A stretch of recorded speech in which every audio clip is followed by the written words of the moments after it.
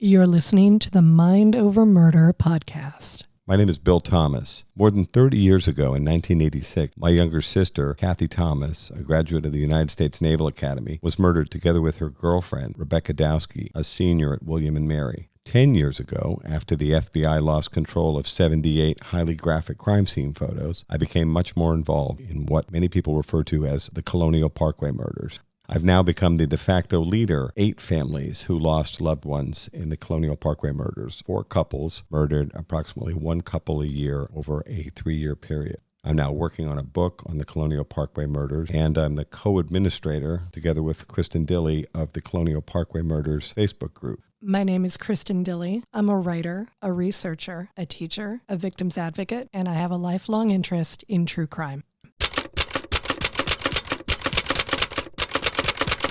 I'm Bill Thomas. And I'm Kristin Dilley. So here we are on Super Bowl Sunday. It's, what did you say, sunny and in the 50s in Williamsburg? Sunny and 50s in Williamsburg, yes. And cold and kind of snowy here. Which is better than where you are. In Connecticut.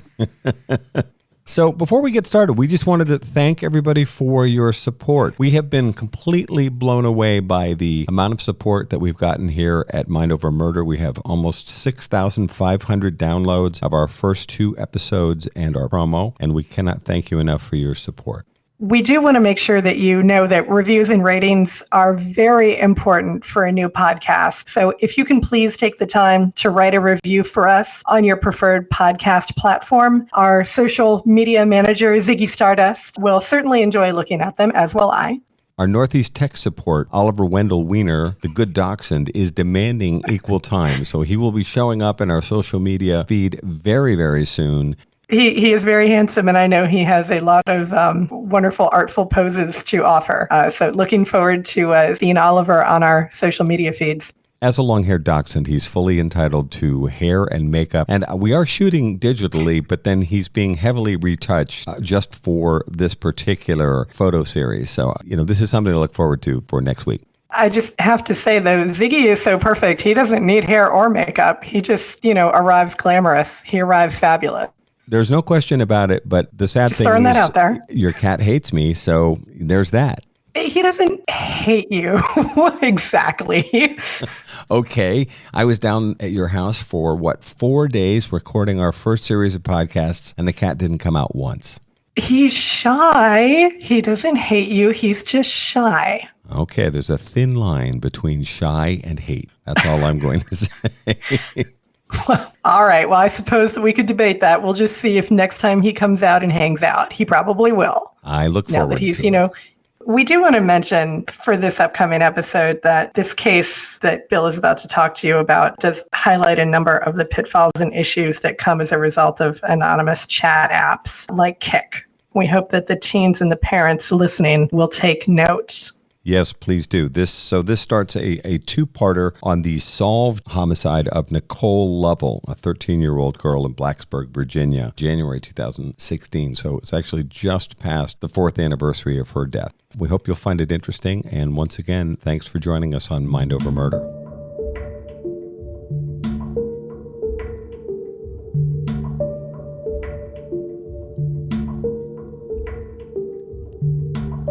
Welcome to Mind Over Murder.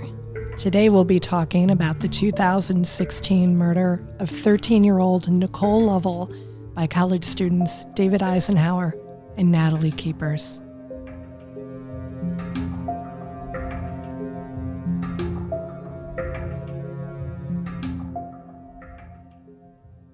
Welcome to Mind Over Murder. Setting for this case that we're talking about today is a place that has already seen an inordinate amount of tragedy.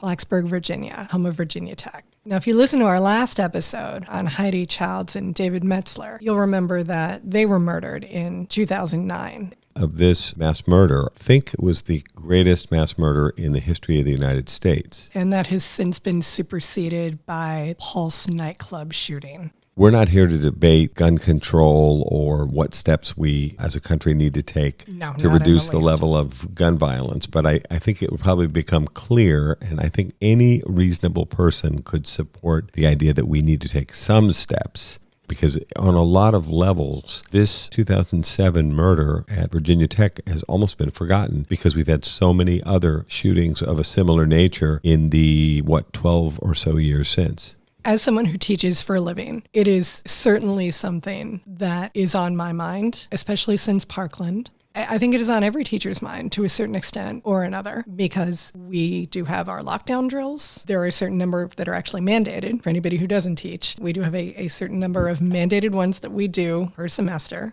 And every time that you have them, it's really quite terrifying. If you think that we don't need to do something about gun control in this country, then do go talk to a teacher or a student or really anybody who is in school, no matter what their age, and ask them how they feel about their mass shooting drills.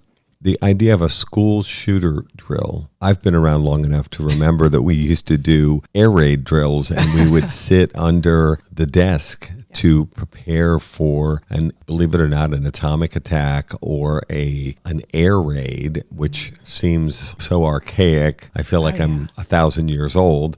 And yet at the same time, as a father, the idea of school shooter drills, this is not something that was common until the last decade or so. And Kristin, I'd like you to comment about how your students have reacted to these school shooter drills. It's interesting. This is something that they grew up with. Even when I was in school, we didn't have school shooter drills. Columbine happened my senior year in high school, and that was certainly something that we hoped was going to be just a fluke one-off event and that we would never see anything like that happen again. My students have grown up with this idea of school shooter drills from elementary school forward. I've been teaching 12 years now, and every year of my teaching career has been the same thing. We know we have school shooter drills. To the point of Parkland in 2017, I think it was. Gosh, it all blurs together. They all start to blur together. It does. It was something that the kids, they knew they had to do, just exactly like we have fire drills and tornado drills and earthquake drills. And for anybody who doesn't currently go to school, yes, we do have all those drills. Every single year, it's mandated. We have to do an earthquake drill. Kids knew this is just something that we do. We have to practice it. But after Parkland, it took on a very different tenor, especially because our school decided to make some changes to how we went about those drills. Kids started taking it much more seriously. It used to be the rules are you're in the back of the room, you're in the safest space you can possibly get to, you're in a corner where a gunman can't see you if they come through the door. Your phone is off, you're completely silent. And it used to be you'd get some giggles, you'd get kids trying to sneak onto their phone. Now, none of that. It is dead silent every time. Kids are off their phone every time. Kids are looking for the best place to hide in the room because we tell them you have to treat it like it's real every single time because you just don't know if it's real or not. If I'm not mistaken, much like fire drills, and again, we were worried about fires and atomic attacks way back when I was a kid. My understanding is that they don't advance notice the shooter drills. In other words, they just happen. Sometimes they will announce we are having an active shooter drill in 5 minutes. Sometimes they will not. The first unannounced drill that we had after Parkland was terrifying for everybody because we just didn't know what was happening. And so they made a point for the next couple of drills after that to announce ahead of time, we will be having a shooter drill, or it's called a lockdown drill. It's not called a shooter drill. That would be awful. Mm-hmm. We are having a lockdown drill in the next couple of minutes. And that helped it sort of ease the anxiety quite a bit because first one after Parkland, it was, I've been trained. I know what to do. I know how to shut up my classroom and keep my kids safe. I know how to lock my door and, move my eye station in front of it so that it's barricaded completely. But so I can do this on autopilot at this point, as sad a commentary as that might be. It was still the most terrifying thing right after Parkland. Let's move back to 2007 then. Absolutely. To Blacksburg and this mass shooting at Virginia Tech. I can't even imagine the amount of trauma that community underwent after all was said and done. What a terrible trauma to go through, and trying to rebuild after that. I can't imagine how hard it must have been for them and really how brave and resilient you have to be to continue to come back to Virginia Tech. Do you remember doing some research for the Heidi Childs and David Metzler piece? And Heidi's mom had said to her, "Aren't you afraid to go to Virginia Tech after what happened?" And Heidi said something to the effect of, "Oh, Mom, if it's time to go, it's your time to go. I don't worry about that. I'm not scared of that." But gosh, that has to be on everybody's mind once something like that happens in a community. And as it turns out, that was not the last time that tragedy was going to touch the Blacksburg and Virginia Tech community. No, not at all. And, doing research about this, I was shocked at the number of incidences of quite violent crime that happened in the tech community after the 2007 massacre. So nearly 2 years after that massacre came a crime that very few people seem to remember it, even though it was incredibly shocking.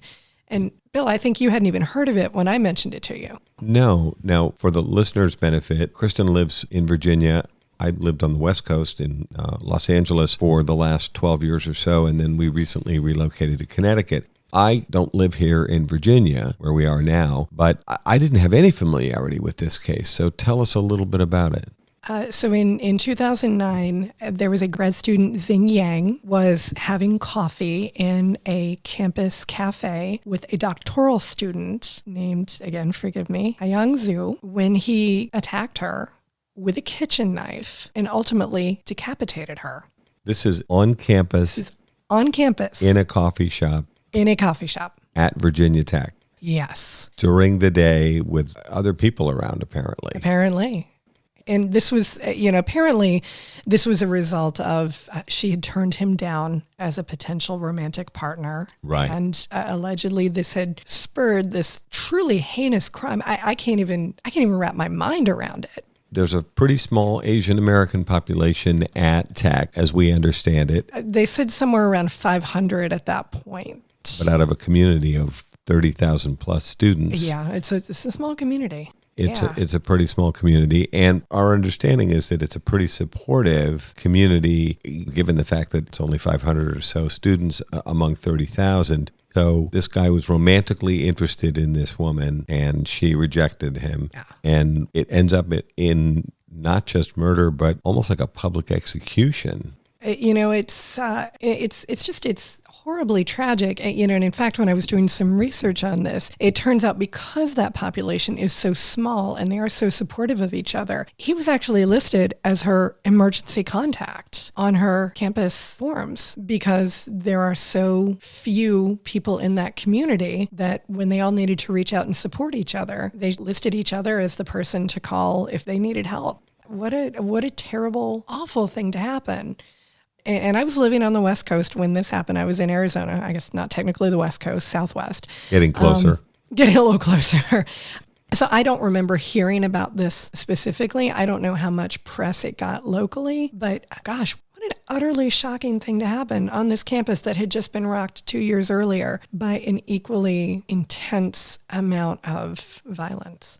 I was living in Los Angeles at this time, and unlike the Virginia Tech shooting 2 years before, which had gotten a significant amount of publicity, I mean, it was a national story, and there was a great deal of discussion about, what had happened, how could it have been prevented, that kind of thing. This murder wasn't even a blip on the radar in my busy professional world in Los Angeles until you began researching, the recent history of Virginia Tech from a crime perspective. In other words, we are fully aware of the fact that Tech is an amazing, vibrant community with a challenging academic program, a lot of really, really smart people attending undergrad and grad school there. Big sports tradition, the Hokies. Yep, go Hokies. My dad is a huge fan. I only recently discovered that a Hokie is actually a turkey. Yes. The Hokie bird, yes. I never knew that. Here we are again with this community being touched by an extreme level of violence. Absolutely. It really does kind of boggle your mind. But then as I continued that research that you were talking about, 8 months after that was the murder of Heidi Childs and David Metzler. Wow. This is amazing. It's like one thing after another. And, as a longtime public relations, marketing, communications guy, this is sort of, I would imagine, every college administrator's worst nightmare. Oh my God, can you even imagine? One tragedy stacked upon the next. And by the way, we are not in any way implying the correlation of all these events is in any way related to the cause of it is not Virginia Tech. It's not the environment. We are not in any way trying to say that Tech is a bad place or that if you go to Tech, you're more likely to be a victim of crime. We're not saying that at all. It is just very odd that these things happen to this community in that span of time. By all accounts, Blacksburg is this beautiful, bucolic setting in the southwest corner of Virginia with a close-knit community. And as we talked about in our previous episode, Blacksburg is very much a college town. Percentage-wise, in terms of the population and the economic drivers of the community, Virginia Tech is essential to Blacksburg's economy. Many, many people, tens of thousands, who are in that area are directly involved with or supported by the vibrant community that is Virginia Tech. But for instance, for me, having spent 16 years in New York and then 12 years in Los Angeles, these are major metropolitan areas with millions upon millions of people. And, there's crime in major cities and rural areas alike.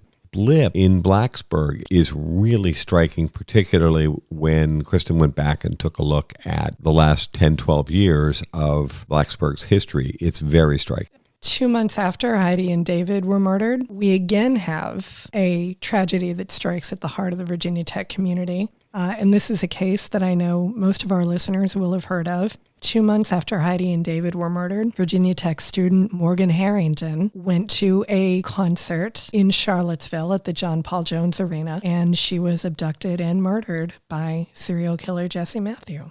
Now, this is a case that at the time was sometimes connected just by people asking questions, and it was certainly mentioned in the media. When Morgan Harrington disappeared, people asked, could this be connected to the Colonial Parkway murders? Now, admittedly, Colonial Parkway murders had started 23 years prior, so a lot of time had elapsed. I think the fact that Morgan was a lovely young woman and this disappearance of, a very attractive, vibrant young college student from Tech visiting Charlottesville for this Metallica concert, people began talking, could this be connected? And so Colonial Parkway murders came up, the Route 29 stalker case involving Elisa Showalter Reynolds' death, and other cases started to come up in conversation. Newspapers, the internet, local television. People were starting to ask a lot of questions about young high school and college age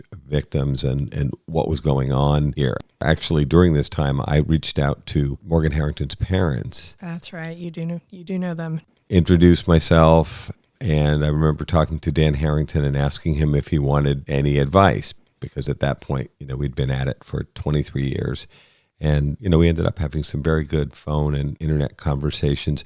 We've still never met face to face. We're always hoping to do that, and I'm sure we will at some point. They've certainly asked me to dinner more than once, and I'd like to accept the invitation at some point. But keeping in mind, I didn't live here. I was on the West Coast at the time. But there was a lot of conversation about, what's going on with unsolved murders in Virginia, and this 2009 timeframe kind of, and these several unsolved murders, at that time got a lot of people talking. Very scary time for people all across Virginia and, of course, for the Tech community. And then finally, if that wasn't enough, 2 years later, so in 2011, one more particularly violent crime at the heart of the Tech community. Virginia Tech student Ross Truitt Ashley, who also attended Radford part-time, shot and killed a Tech police officer named Derek Krause and then killed himself. Do we know what the cause of this act of violence might be? He had been involved in an armed robbery a day earlier. He had stolen a Mercedes at gunpoint. The motivation for all of this, for why he would gun down this Tech police officer, quite inscrutable. For many days afterward, you had people in the Tech community who were just, what in the world? Why did this happen? How could this have happened again here in our community? And this case is another one that I don't remember getting a lot of publicity. I don't either. But again, I think it's kind of based in the concept of what you said earlier. If you're a college administrator at this point and you were trying to keep your school out of the news, you've got to be tearing your hair out at this point going, what is going on here? Do I have to do more damage control again? This is crazy. But there's no way around the fact that in this example, perpetrator is a Virginia Tech student. And the victim is an officer on the police force, part of Virginia Tech's security. Yes. And Virginia Tech, for anybody who's not familiar, Virginia Tech is practically a small city unto itself. I mean, it is a lot of students. It covers a lot of ground. And you do need to have your own Virginia Tech police force, in addition to the Blacksburg police, both of which do an excellent. But Officer Krause, we don't know if Officer Krause was involved in investigating this, essentially a carjacking. No, not that I'm aware that had happened the day prior. These two events appear to be related. And then a suicide follows. Another just terrible tragedy stacked on top of tragedy, stacked on top of tragedy for the tech community. Again, when you look at them individually, it doesn't seem more than just, well, this is a community. It's had a crime happen to it. It's had an act of violence happen to it. It's not a big deal. Until when I started researching, I looked and I noticed, oh my God, what a terrible, strange string of events that have happened in this very, very small, relatively short amount of time in a small area. So at the risk of piling on, we have another case that we need to add to the lexicon of sad events that surround Blacksburg. Yeah, absolutely. And this one just makes my blood boil. And I know that we were talking about this a little bit last night about how upsetting and just mystifying this whole entire thing is. You have to picture the two of us, making notes and reading stories and watching news clips and that sort of thing. And then sometimes, you've got two laptops going and one person's calling out to the other. The details of this case are pretty heinous. And this is one of those cases that I think probably any sane person would find very disturbing. And I think in particular, parents and young people should probably listen to this story because there's a cautionary tale mixed in here. But it's highly disturbing. It truly is. And in addition to all of that research that was going on last night, there was also a certain amount of swearing to go with all of this because it is so tragic and so upsetting. So we're going to go ahead and talk about the case of Nicole Madison Lovell. So Nicole Madison Lovell was 13 years old. She was a 7th grader at Blacksburg Middle School. She was called Coley by her family. She loved panda bears. She loved the Minions characters from Despicable Me. And let it be noted, please, that my esteemed co-host, Mr. Thomas, has never seen Despicable Me. I promise I will see the movie. I understand it's great. I should certainly hope you will. It is excellent. Like most tweens and teens, Nicole had a very active online social life. She was using multiple apps and multiple platforms to communicate with the rest of the world. But her social media posts do indicate that she was very lonely, very unhappy. One of her Facebook posts states, "Nobody loves me." And another actually stated a desire to commit suicide. So she was a very, very unhappy 13-year-old. Yeah, she sounds very troubled. She had been born with a damaged liver and had had surgery as a child, which resulted in scarring on her neck and on her torso. Apparently, kids were very cruel, particularly in gym class and places where her body would have been exposed. And so she really felt isolated and kind of estranged from her peers. She also had suffered from non-Hodgkin's lymphoma when she was 4. So this girl is a fighter. I mean, she really, she fought hard to live and survive. And so, by 13, she was unhappy because of the bullying that she was undergoing at Blacksburg Middle School. Still, what an amazing girl to have fought as hard as she did. Her family clearly loved her. And, she was doing the best that she could to develop friendships online. She developed a friendship with a Virginia Tech student named David Eisenhower, starting on a website called Omegle. And Bill, when we went on Omegle last night, just to take a look at what this place, at what this thing was, it was pretty interesting.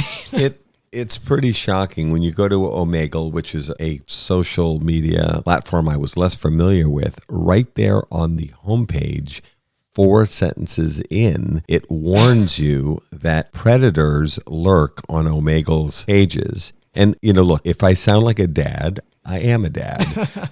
My son's a senior in college now, but the idea that Omegle offers a caution in sentence 4 of their introduction, which says predators lurk here. I think why not just say it? This place is worthless, and from my perspective, it should be shut down. Why set up opportunities for sexual predators to go out and take advantage of young kids? And I usually say young women or young men, but Nicole Madison Lovell is a girl. I mean, she's a child. She's a kid. She's 13 years old, and she looks to be 13 years old. Yes, she does. Yeah, very, very much. We do want to make clear what the Omegle site is for. According to Omegle, it's an online website that is a great way to meet new friends. They say that Omegle picks strangers at random and then allows users to talk to each other one-on-one.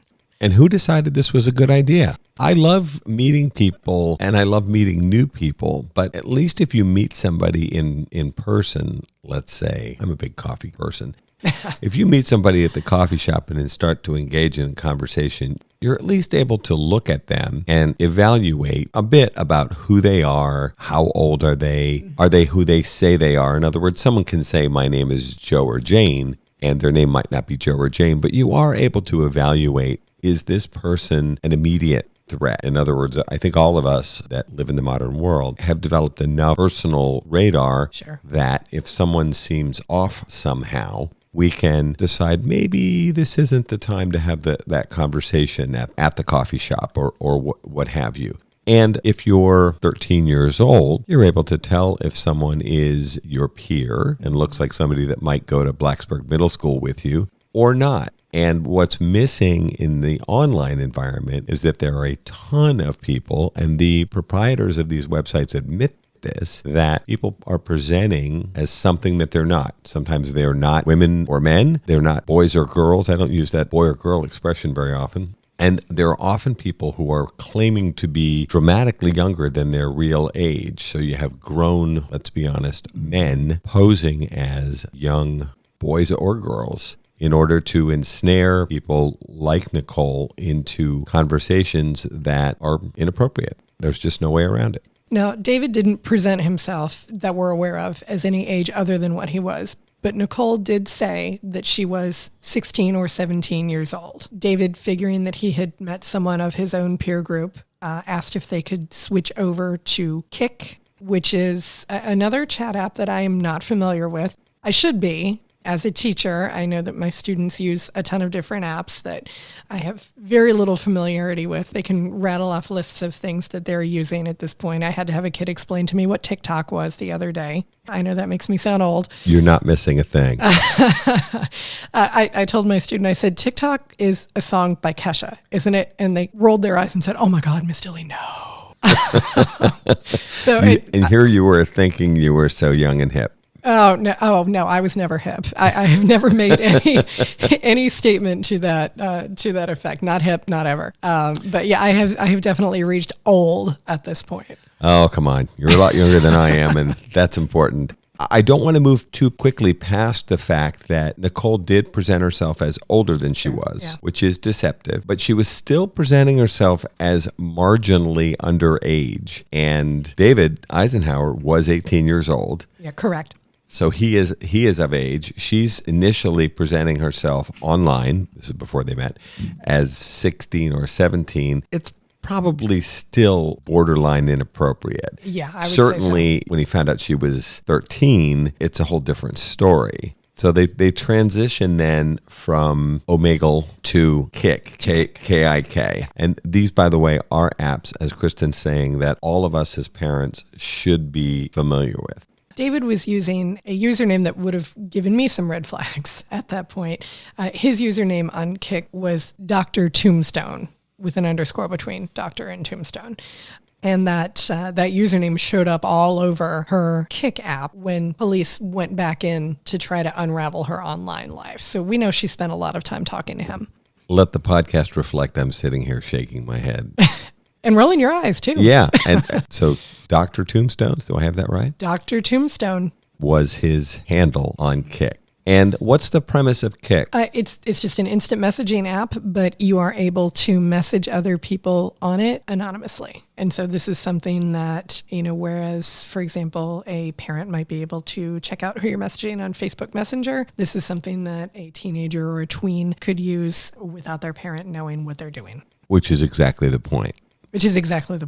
Look, we understand that people are using Facebook and WhatsApp and lots of other social media applications as a way of communicating, but Kik seems specifically designed for anonymity. It's never a good thing. Well, if you're 18 or over, it's probably fine. If you're 13, like Nicole was, it's clearly problematic. So she and David communicated for a number of months. And we know that they did meet at least once in person before the night of January 27th.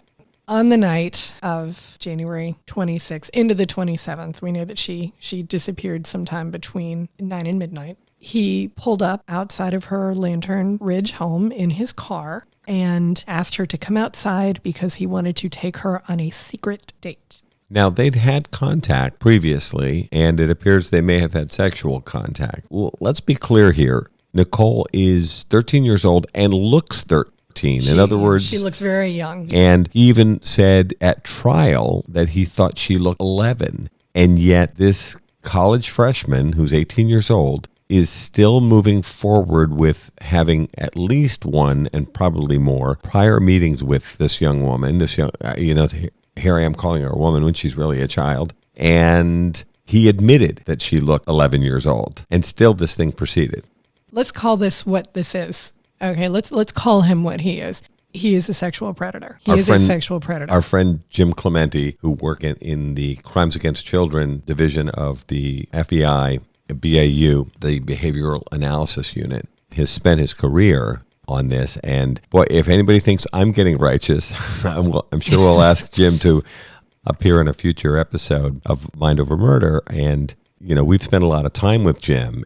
He's an amazing man, but you want to hear somebody that gets really, really passionate about something being wrong. It's this kind of sexual contact. Absolutely. It is beyond the pale that he would decide, looking at a girl who he knew to be, at this point, he knew to be underage, looking at a girl who he said looked 11 and still deciding to continue with this relationship it boggles the mind. I don't have words. I am not a parent, but I am a teacher, and I am very protective of my students. And this just makes me so angry. It makes my blood boil. So there's another player who, to say that she's in the background is probably not fair enough, because she really seems to be driving the agenda here. Tell us a little bit about her. Sure.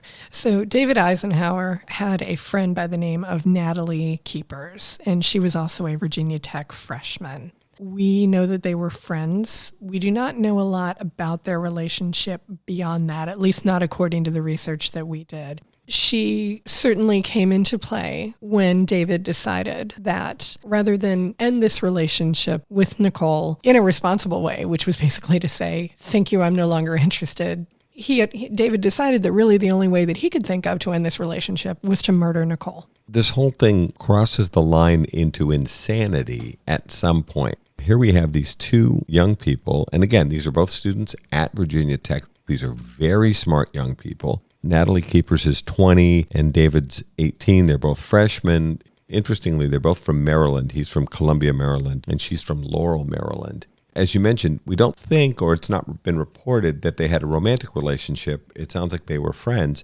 Natalie seems to be promoting this idea of the way to break off this inappropriate relationship with this 13-year-old is to kill her, as opposed to just saying what he should have said the first time he met her, certainly face-to-face. David should have told Nicole, I'm sorry, you're a little kid. I can't do this. Go home to your mama. And that didn't happen. But somehow in the twisted mind of David Eisenhower and Natalie Keepers, we end up this long gestating plot to kill this young girl. And this was not a spur of the moment decision on their part to lure Nicole out of her house and murder her. It was something that they had clearly been thinking about for quite a bit of time. And this is something that was established during the trial by the prosecution based on text messages between David and Natalie. It is based on the fact that they went out and bought shovels and cleaning supplies. I know. Bill is grimacing, and as am I. This was clearly something that they had thought of for a while. Let's continue this conversation after a short break.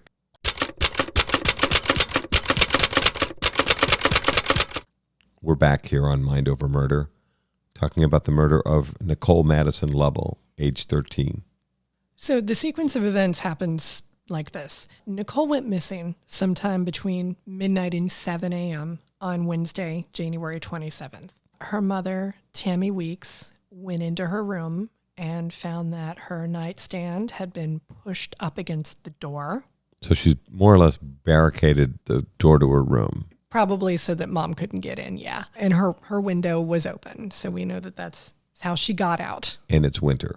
It is winter, yeah. It's January 27th. So apparently to keep herself from getting cold, she wrapped herself up in her blue Minions blanket. And that's the part that really just kind of gets me. And it's a reminder that this is actually a child. She is, yeah. This is a 13-year-old girl. And she, even though she had said on Facebook that she had a secret date with a college boy named David that night, she took her blue blanket with her Minions on it. She wrapped it around herself. I do want to note that while she did take her Minions blanket, the one thing that she did not take, which really set off alarm bells for her parents, was the anti-rejection drugs that she had to take as a result of her liver transplant. So these are life-saving drugs. In other words, she had to take these every day. Yes. Probably for the rest of her life because she'd had this liver transplant. Absolutely. And I do remember when she disappeared, all the press conferences in which her parents basically pled for her to come home, thinking maybe she had run away on her own,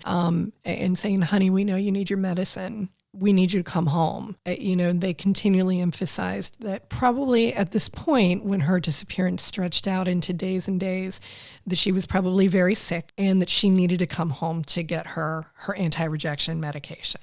And this was treated as a missing person, a missing child case from the start. Yes, absolutely. And there were multiple agencies involved in searching for her because this was put out as missing child who needs medication, has left her home under circumstances that they did not know about at that point. Absolutely. So they did, a full court press on this. So the agencies that were involved were the Blacksburg Police, the Montgomery County Sheriff's Office, the Christiansburg Police, the City of Radford Police, the Virginia Tech Police, the Virginia State Police, and the FBI because she was a minor. All of these were together combing the area for Nicole. They even used a drone, like a heat-seeking drone to see if they could find her in some of the dense underbrush and up in the mountains.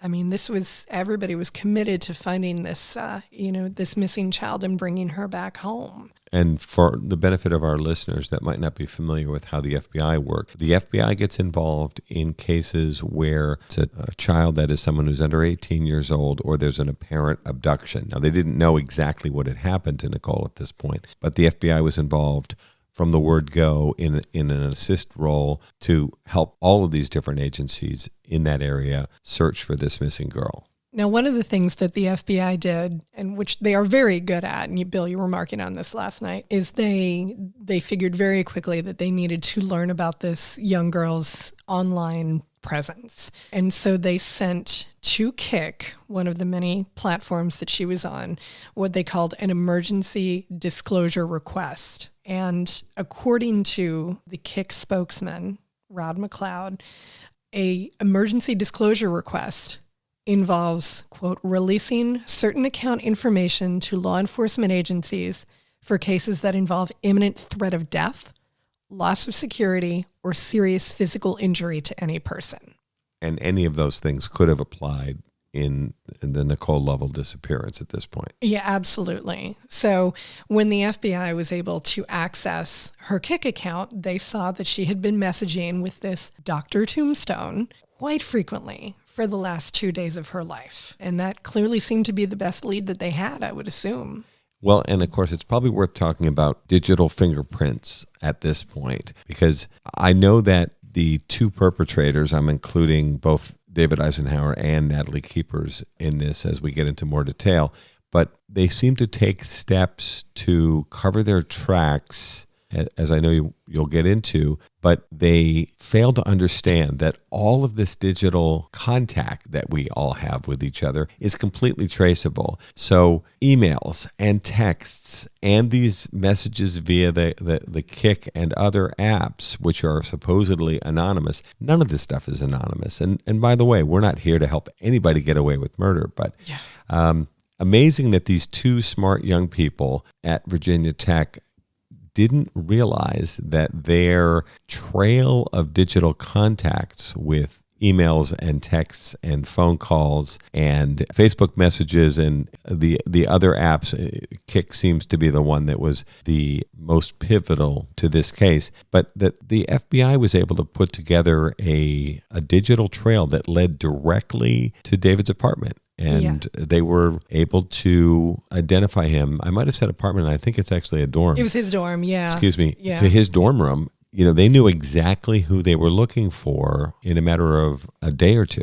Yeah, they used the IP address and traced it back to his dorm room and found him. So on Saturday, January 30th, the Blacksburg police arrested David Eisenhower. There is an excellent special on this case from 48 Hours that we were watching last night, and there's an interview with his roommate who said that he was turned away from his room by the Virginia State Police and the FBI, and they told him, "Oh, don't worry, we're not here for you. We're here for your roommate." Yeah, so they knew exactly who they were looking for, and in a very, very short period of time. Yeah, I remind my students all the time, the internet is forever, guys. It is forever. And just because you deleted something on your phone or other device doesn't mean that it doesn't reside elsewhere. It's almost like they hadn't heard of the Patriot Act.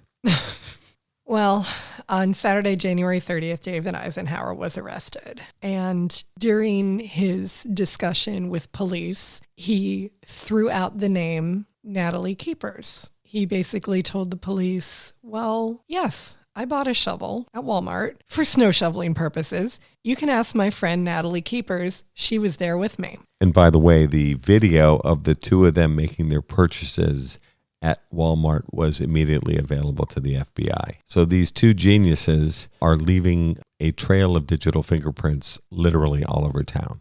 They did go. Natalie Keepers did eventually, during her interviews with police, lead them around to every single location that they went to in Blacksburg and Christiansburg, both to buy their materials, cleaning supplies, shovel, but also to every other place where they dropped belongings or dumped cell phone cases.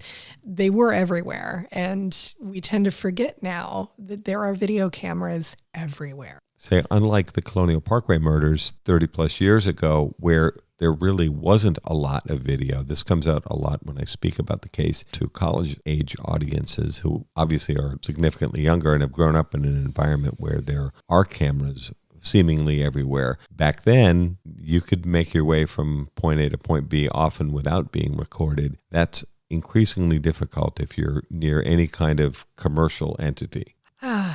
This is the part that I hate talking about. Nicole Lovell was eventually found.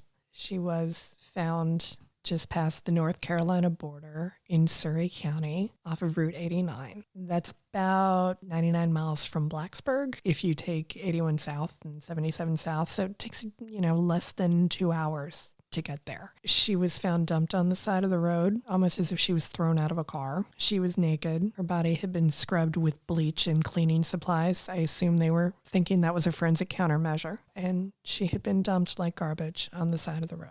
What I find shocking, in addition to just the absolutely horrible way they treated this young woman and her body, was they took measures to hide their trail from a scientific perspective, and yet we're leaving this digital trail all over the place with virtually every contact that David in particular had with Natalie and with a friend of his who was kind of a confidant, a digital friend actually. They'd never met of more than 6 years, but he was asking the friend, how do I dispose of a body? where's a good place to hide a body? Yeah. The whole thing is just insane. So they took steps to obscure evidence in terms of where they left Nicole's body beside the road. And our understanding is that the road does have some significance for David. It's on the way to his grandmother's house. Now, they did dispose of other evidence. They dropped Nicole's backpack into the New River. They tossed her cell phone case out the side of the road, or out the car window when they were on the highway. They dropped the knife in the woods. So Natalie Keepers did eventually take the police officers around to every single location and point out to them, here's where I dropped this, here's where we dropped that, here's where we did this thing. So they really did clearly think that they were taking some good forensic countermeasures here. But as you said, Bill, they're leaving a digital footprint a mile wide. The murder weapon itself was never found. That was a knife, they believe, that was used. How was Nicole killed? She died of stab wounds to her chest, her neck, and her head, 14 in all. All told, according to the medical examiner, there was a bruise on her forehead. There were fractured vertebrae. There were 6 stab wounds to her head, 8 stab wounds to her chest, and the fatal injury was a stab wound to the left side of her neck. And as far as we know, David Eisenhower is the perpetrator, and Natalie Marie Keepers seems to be in the sort of encouraging category. She was very wrapped up in this thing and was pushing him forward, but was not actually there at the time of the murder. And he asserted, of course, that he had nothing to do with Nicole Lovell's death. He said he didn't kill her, he didn't touch her. Clearly, that is not accurate. But he didn't present an alternative theory as to who did. No. And their stories changed over time, as stories are wont to do. But he particularly when you're lying. Yeah, absolutely. But he said he had nothing to do with it. And Natalie, when she was asked, said, well, Eisenhower did it. He murdered her all by himself. So you've got competing stories. According to Natalie Keepers, David's motivation for this whole entire thing was his concern that Nicole had gotten pregnant. Which strongly implies there was sexual contact at one of their earlier meetings, despite the fact that he originally claimed that he'd only met her once. Yeah, exactly. Again, we've got a nice tissue of lies here that you can pretty easily see through once you get to the heart of the matter. He told... I like that expression, tissue of lies. Tissue of lies. He apparently told Natalie at one point that he, and this is a quote here, he may have had sex with Lovell at a party, but he couldn't remember it because he blacked out and woke up in a ditch. And if anyone's buying that story, we've got some very nice bridges to sell you. Gosh, So Natalie really is the person who spent the greatest amount of time with police trying to come clean of the whole entire thing. As it were.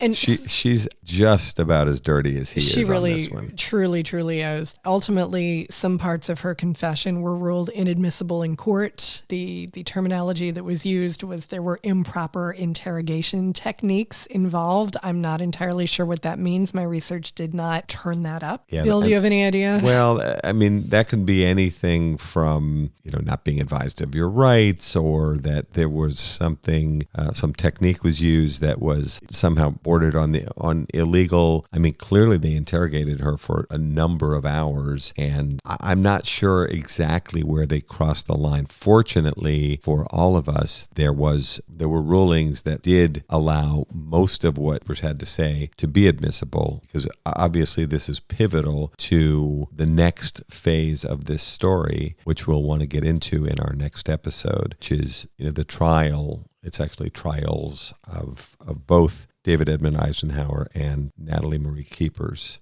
Well, that's going to wrap it up for this episode of Mind Over Murder. Thank you so much for listening, and we'll see you next time. Sources used for this week's episode include reporting from CBS News, the Collegiate Times, Inside Edition, the Mercury News, the Radford News Journal, the Roanoke Times, and the Washington Post. Finally, we strongly recommend an episode which is very helpful to us in putting together this podcast, CBS News Special 48 Hours Killer App. It covers both the Nicole Madison Lovell case as well as a very interesting case that took place in Spokane, Washington, involving the attempted abduction of a 15-year-old girl by a 30-year-old man she had also met on the Kick app, and we strongly recommend it.